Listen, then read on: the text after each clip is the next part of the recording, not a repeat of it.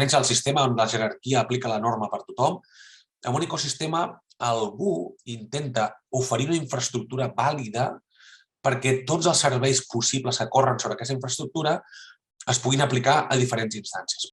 Això ens porta segurament a pensar no tant en un govern que aplica la llei en un sistema jeràrquic, sinó en dissenyar governança, és a dir, en dissenyar diferents instruments que es puguin aplicar a cada cas. Per això aquest canvi de paraula del govern, que és jeràrquic, vertical, que aplica la norma a rajatabla de dalt a baix per tot un conjunt, a una governança que el que fa és dissenyar diferents instruments perquè en l'acció que farà cadascú hi hagi una certa coherència. Un sistema de governança és una gramàtica, és una ortografia, és un diccionari, no és en absolut cedir poder. Avui és hegemònic a Google i és hegemònic sense obligar a ningú a fer res, sinó posant infraestructura, molts casos oberta, Google Maps és obert, Android és obert i és lliure.